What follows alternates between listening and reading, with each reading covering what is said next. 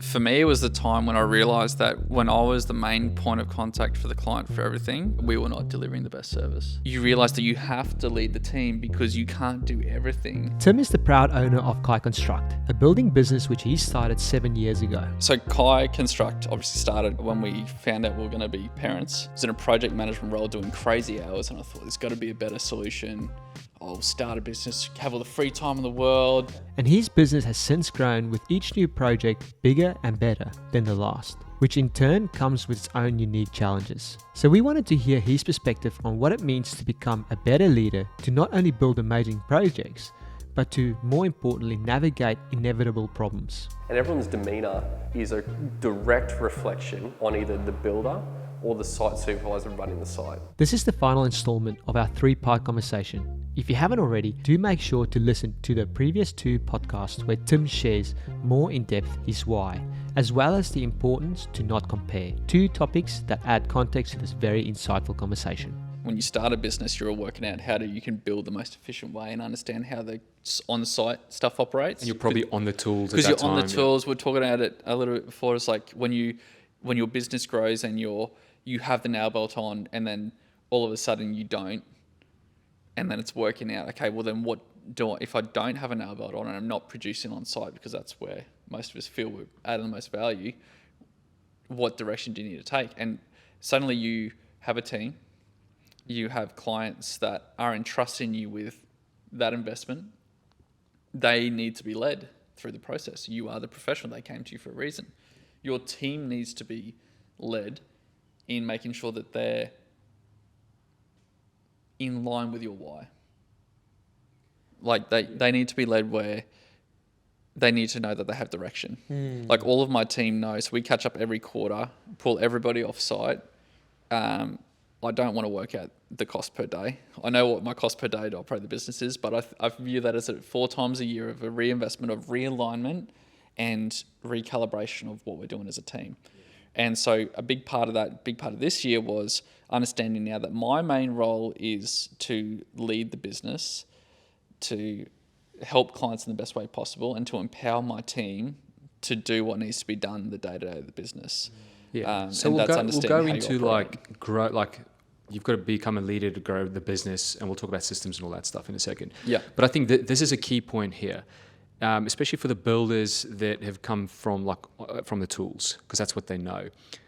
At this point in time, any builder or any business owner, if they get to the stage now where they get off the tools, doesn't matter if it's a building company, video production, video marketing, all that, doesn't matter. This is a crucial part. You've got to step up as a leader, because if you don't step up, you're just going to stay the same. And the reason why I say that is because now that you have that ability to get off the tools, it probably looks like you've got a team, which means your overheads are more. There's more risk now. There's more. You need to pay more cash to fuel this business, basically.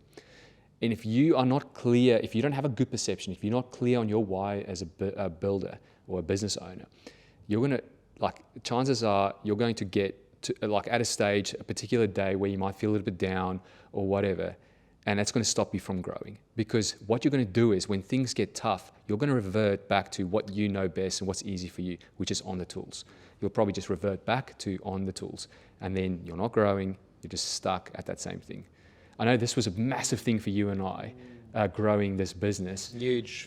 Being able to let go, okay, get off the tools, empower, become better leaders, empower the team to create even better work, right? It's hard. Maybe I was going to add, because that's something I found fascinating that you mentioned earlier.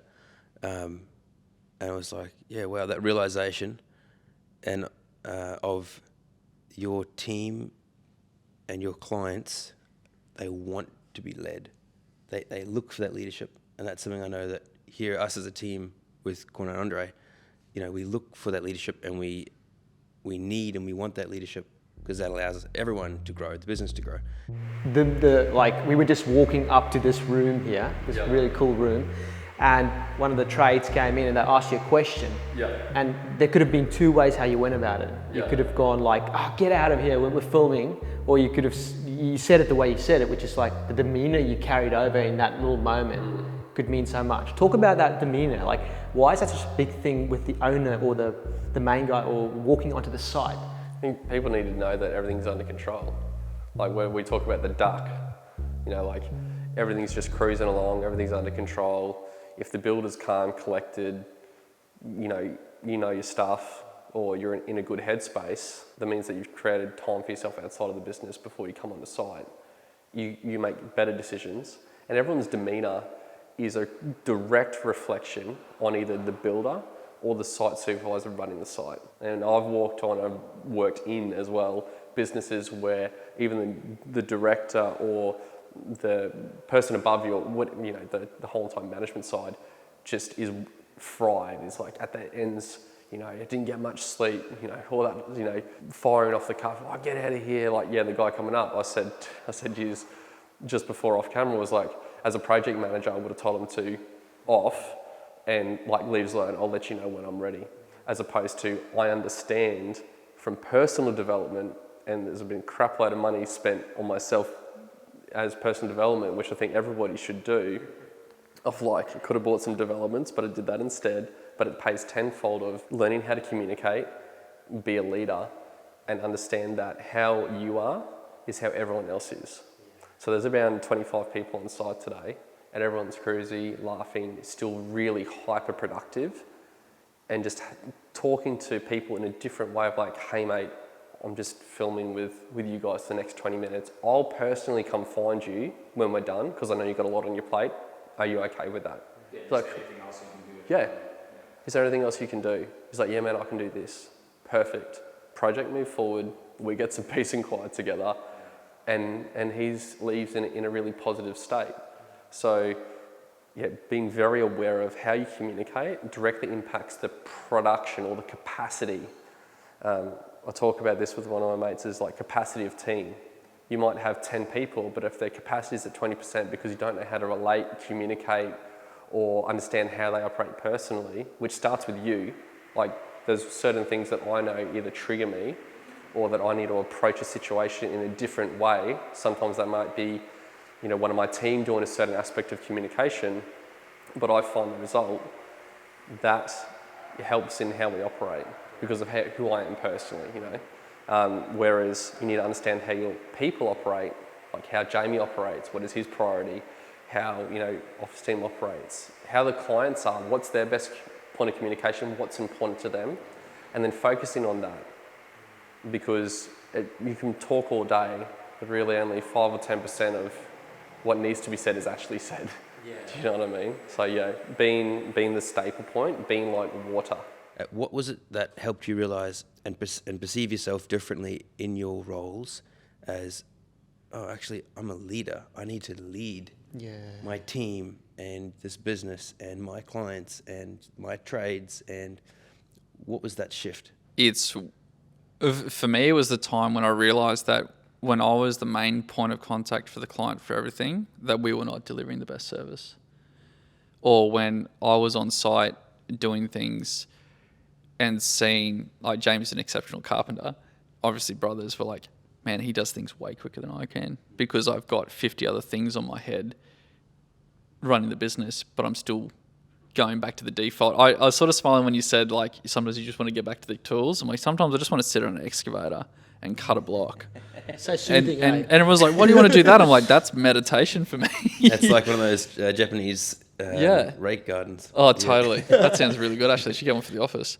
But when you shift from that, you realize that you have to lead the team because you can't do everything. Yeah. And there's this also, when you hop off the tools, you're doing crazy. I feel that every single business owner, between hopping off the tools in any business to then leading a team, there's always that lag of like you're building the team, then suddenly you're paying it forward, you have more overheads, you have more cost associated, then suddenly you're like, man, I really need to understand how to run a business with a team. And then you everyone gets forced into leadership without knowing how to lead. Or they don't know how to define leadership. And I found that I didn't even know how I wasn't aware of how I operated or what I'm good at and what I'm not good at, because you just do everything. There's a learnt skill and there's energy flow skill. And I know that I'm specific in one area, and my projects coordinator and PA is the complete opposite yin and yang personality. detailed, refined, systemized, and I'm like, I get this side of it. I get to do this. I get to be with clients. I get to piece opportunities together and create value. But my carpentry team will build it way faster and to the standard that I was taught. But I need to be able to lead each person in that individual section of the business to create a better result than if it was just yourself. And building a team I feel is one of the hardest parts of business, and really hard for builders because it's the letting go part, and building is really high risk. And I know there's decisions getting made right now, which a year ago I would freak out about. Yeah. But because we've spent so much time with the team, they understand the decision metrics and the morals and the values of the business. Clearing the values and the mission of the business is imperative to being able to lead, because every decision that your team makes has to be filtered through those values. Yeah. It is the hardest thing. I agree 100% with you. Yeah. And I'm sure you'll agree with me, but it's got the biggest upside as well when you get it right. Because I've noticed with you, one quality that I absolutely love about you is being able to like sell. You're like this natural salesman. You're a storyteller, and you're not trying to sell the person, the client. You're there to ask the right questions and help them get clear on their why with their family. Why do you want this home? It's not what do you want? Like, how many square meters do you have? What do you want, like this brick or this brick? You always go in with why. Let's understand the why first. Yeah, that question you had before the cameras even turned on, we're talking about, budgets and whatever. Yeah. And you're like, it's not at all about that. What did you say? It was like, what is the... Oh, It was like literally, that's I was that's a like full-on what topic Cornelius in talking about itself, there. JP. We'll do another podcast with Tim about budgeting. What you said there was exactly how he worded that whole, and it changed my whole perception of budget, which is often a big conflict, and there's tension there. But the way you articulated it was like, I had no. That's such a better way to look at it. Yeah. And the reason I'm bringing this up, like, there's a reason. It's not just me trying to like make Tim feel good about himself. It's as now, and this should be like every builder listening to this. Like, this is what you've got to like think about. If I've got the team and I've got the right people in there, read the book Who Not the How. Get the right people in the team. Get the right team in place. 100%. Which will allow you to like get off the tools. Your calls will go from 100 calls to 2-3 calls a day. I know a few of our builder clients, they have online messaging apps for their team now, so it's not just hundreds of calls every day. All their messaging stays in there, which is really cool. We can talk about that later. But you can step out and you can go out, put your business development hat on in the right way. Don't just try and sell people for the sake of it. I mean, you can't really sell anyone anyway in this game. Like, it's millions of dollars in your case, right? Yeah. So you're not going to try and like, sign right here. That's not it. Oh, you know what? I found leading the client. I think of us as a guide. Like, I lead the team and I guide our clients. And I say to the team, especially the girls in the office, and they have a great perception, and not perception, they have a great viewpoint from a client's perspective as well, is like, we want to guide them so that we can add value for what they want to achieve. Because often they come with us, go, I want to spend like $2 million and I want to have everything. And I'm like, well, it doesn't really work like that.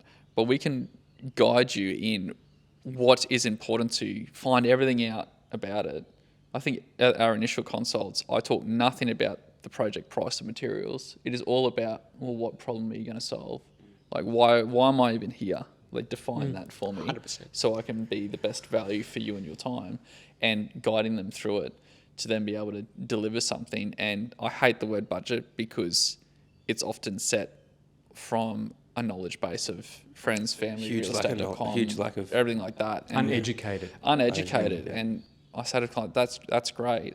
Let me tell you how much it would roughly cost through our design process of what you want to achieve. If, like, leave that number there, just let me lay everything out for you. And then you can make your decision and be informed about it. Yeah. I say to them too, I'm like, I don't care what we build. Like, I want to work with good clients. Whether you do that extra alfresco or whether you put that rooftop on it or not, doesn't affect my life. We'll build it exceptionally well, but it definitely affects the outcome of what you're going to spend raising your family in it. Yeah. In order, like, in getting your team right, having systems in place, getting the business to run, you can do what you're best at. Is like, number one is like running the business from a big picture point of view, knowing that decisions are being made by the right people. And also you can talk to clients, especially in the front end, and you can help and guide them. That's what I just got from that whole thing. And you know what? And that's what the industry needs more of, I believe. 100%. Because this is the initial contact with most builders when a prospective client calls them up. I want to build a home, this many square meters, how much approximately? Like, that's it. That is just, it's the wrong approach. It's completely opposite, right? And that's what I love about it. Again, like the way you tell a story, the way you help and guide your clients. That's awesome. Yeah, I can hear also in my head of what builders are saying. Well, that's great. You get to choose the projects you want to do. I just need another project to pay the overheads for the next month. And like, I'll just draw a plan, sign a contract, start building. My advice and my experience from doing that, it is a recipe for disaster of running your business, of just wanting to do any type of project for any price just to keep the lights on. You need to redefine the business and understand what you want to build and who you want to build for.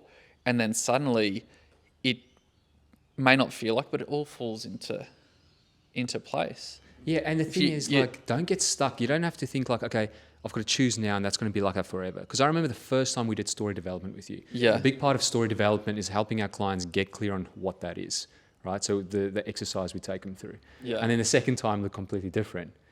The second story dev, and if we have to do story dev right now, it'll be different again. Yeah. So it doesn't 100%. mean it's locked in. Like, you can No, evolve forever, it. yeah. But every year. just choose at least. Yeah, I would do, if I was a builder, I would do it every year. I mean, we Yeah. do it every year. We literally go through our exact process that we work with builders in the story dev and the vision and Yeah, getting clear on your why. yeah, all that kind of stuff. Make them super clear on where they're going.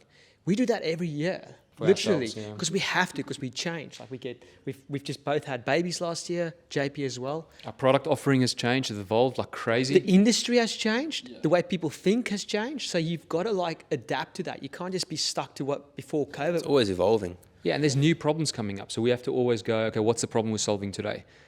How's it changed? Have we solved that problem? Can we put that on autopilot now? What's the next problem? It's the same for builders because now people after COVID have like reevaluated their lives and kind of gone, you know what, now I want this in my family.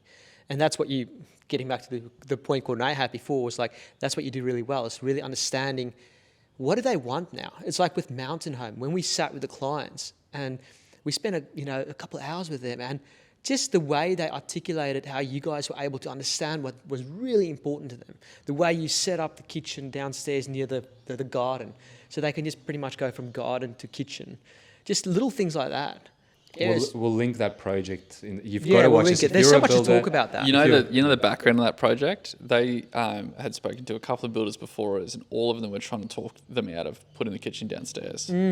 And Lauren and I just sat down with them and just had a conversation. And then when we actually understood why they wanted to do it, for us, from a building perspective, then it suddenly made sense. But we took the time to understand why they wanted it. And you know what? I have now seen kitchens on the lower level on acreage properties from that. And I'm like, good on the clients. And they were great to work with, business owners too. And it was a difficult time. They had a lot of trust in us. But that result was great because it's what they wanted. It's not don't, as a builder, come in and go, you should do this, this, and this. Forget that. You're a solution focused guide. Yeah, guide. To give them guide. the most value for money from your experience, and you should be viewing yourself as a professional builder. And you should be developing yourself personally as a professional builder. You should be realigning your goals every single year to have that North Star or that direction that you can focus on for 12 months. And also, surround yourself with other high-achieving people. People that might be a little bit ahead of you in business, people that are a little bit ahead of you in terms of mindset. They might be, further down the track with being a business, but they've got that mindset aspect. Put yourself around, a community, Totally. a solid community. Yeah. And I suggest paying the money for it. Because then you'll show up. When you pay money, pay attention. and I've paid a lot of money, and Lauren has supported me in doing that, you pay a solid amount of attention, but it comes back tenfold. Because you investing in yourself as an asset will come back every single day. like feel how like- I make decisions, how I Yeah. plan my day, how I've learned to evaluate, how I'm aware about what I'm good at, what I'm not good at, what I need to delegate, what I need to systemize with it. Like it's important to understand how you operate as a business owner, because then you can get the right team members in, and they may not be good at what you're good at, and that's what makes you a good leader. Yeah, it comes back to your question in terms of what have you done to make yourself a better leader? Because you have definitely invested money and time and energy into putting yourself into bigger circles. And Yeah, I always feel uncomfortable when either, and this is not meant to be in an egotistical way whatsoever, just preface that, but when I'm in a room and I feel like I'm either slightly ahead knowledge base wise, or have already experienced what they're either going through or haven't gone through or trying to solve, and I'm like, I'm in the wrong room. that's good self-awareness. I wouldn't say Yeah, it's ego. and I'll stress that's not from an ego No, perspective. that's- That's from a like, okay, hey, I can input that, but for me to be able to grow, I need to find people that are also. There's different levels of it. Yeah, and I mean, the way I see it, I don't think there's anything wrong with you going like, oh, wow, I'm in this room. I'm the biggest. I'm the best, right? Like, Oh yeah, it's definitely. Yeah, I so hope it- people it- watch this. I'm like, that is not what I'm trying to say here. It is a tough one, but there's a difference here. Yeah. If we're talking in terms of the perspective of I need to grow, I need to keep growing, I need to solve problems, I need to become better for my clients, that's going to be a bad room to be in. Yeah, you're just not going to grow as So fast. you've got to get in that room where you're like, oh man, what are the problems that are kind of going to come up for me that I don't even know about at the moment, but I'm going to learn from the next guy that's already been through it. What should I avoid? What should I look out for? Right? That's going to help you grow. And then also you can step into that other room and help out. I was That's just a about to different say, thing. and then you can be the person for those people in that room. Exactly. To give no bias, no agenda, 2 cents worth of like, hey, I experienced this. It's okay to feel that way, or it's okay that you're going through those troubles. Here's how I found the best way to go around it. And you can be that person for what you're looking for individually. And then it's a flow-on effect. It's the classic airplane emergency Oh, situation, the dude, oxygen totally. mask. Put your oxygen mask on first. Put your own on then first. help others. Yeah. 100%. 100%. I mean, we keep coming back to leadership and your why. As you grow, it will change and evolve.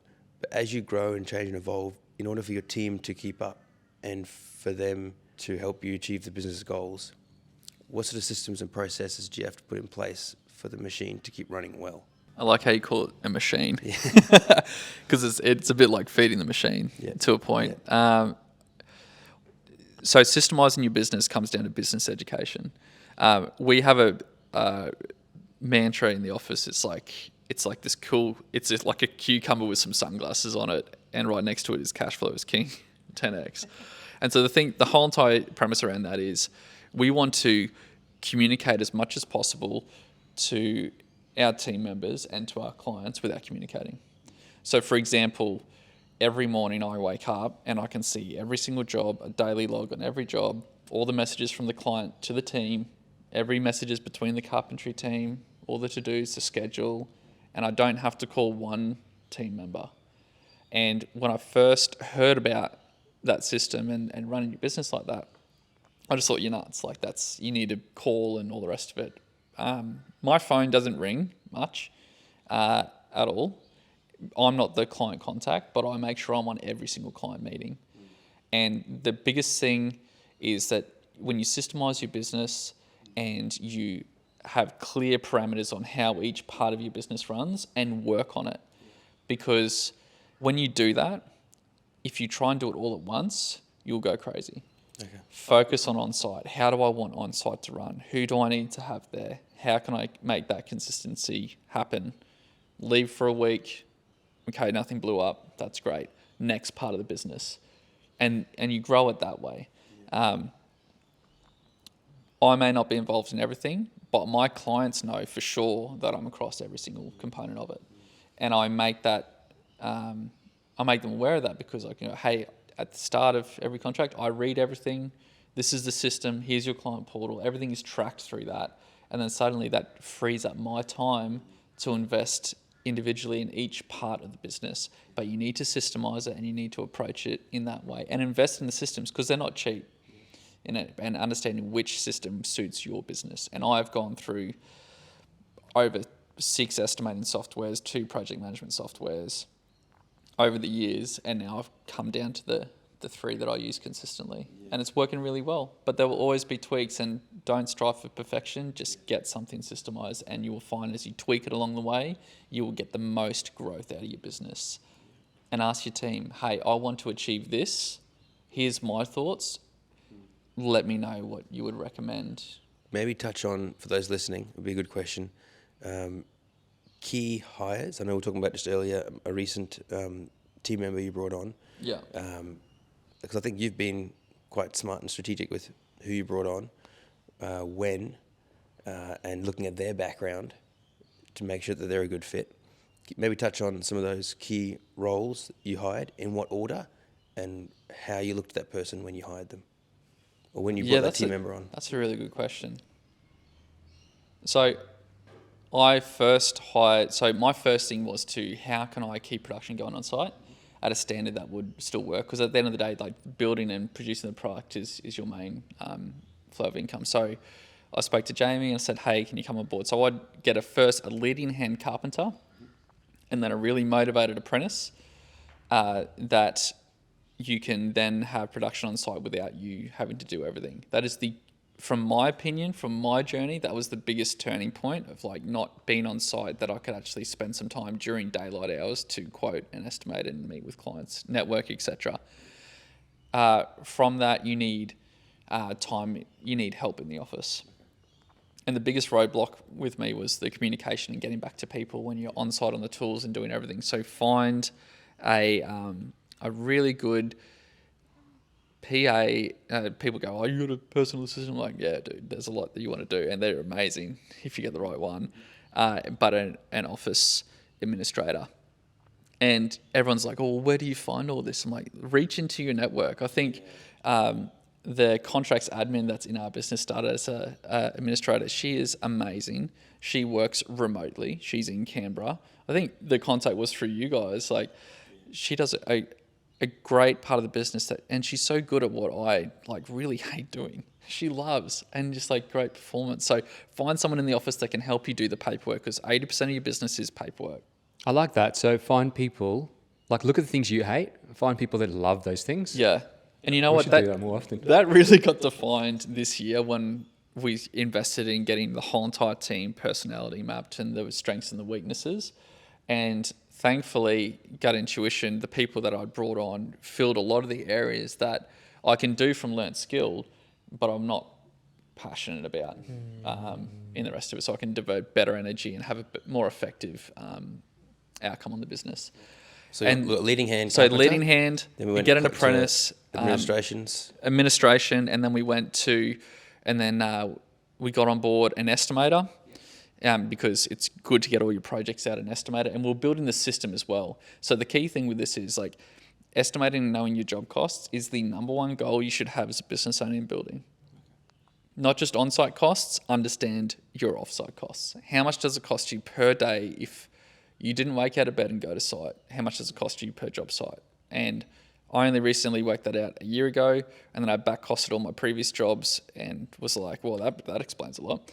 So you need to understand your numbers. And then from that, now I am promoting within. So I have just recently put on a projects coordinator, and the running joke is she has nothing to do with projects, like construction projects. It's all business development projects that we want to implement in the business to create a better client experience and to create a better workflow and systemize the business. So that's what she's brought into initially, and she's also... And this recent team member I found really fascinating, because what was her background? Because it wasn't construction. Yeah, so it wasn't construction.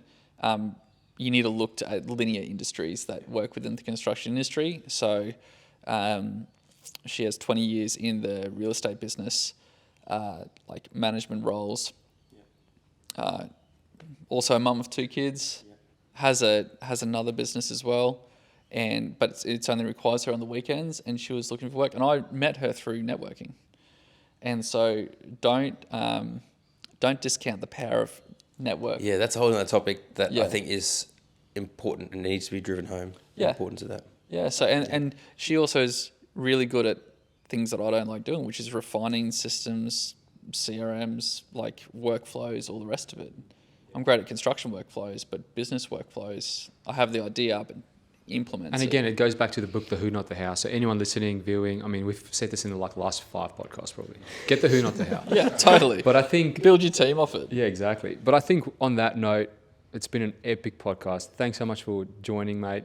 We'll probably we should probably do another few because we could talk for days. There's so many topics there that. Yeah, I think JP took I don't know, he's got 30 different topics he can talk about now. But yeah, thanks so much, man. Thanks for joining. Man, thanks for having us. It's been a good chat. It's always great working with you. Great catching up with dinners every month with you. And yeah, you're an awesome person, mate. And a lot of people look up to you. I mean, JP talks to a lot of builders, and yes, I know the perception, Kai Konstruct smashes it. And yeah, it's been a crazy journey for you. But yeah, people do look up to you, man, and you're an inspiration in this industry. One of our principles is we want to raise the industry, better the industry. And you're doing that just by doing what you do. So just want to say big congrats there, and thanks for everything you do. No, thanks, man. Glad I could shed some insight into it.